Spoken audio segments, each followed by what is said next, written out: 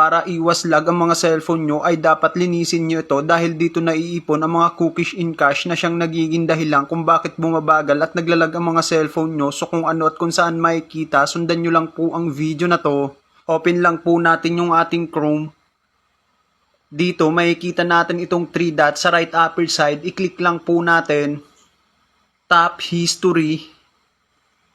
At dito na natin makikita lahat ng mga sinesearch o mga pinupuntahan natin na iba't ibang site. At makikita natin itong delete browsing data. I-click lang po natin.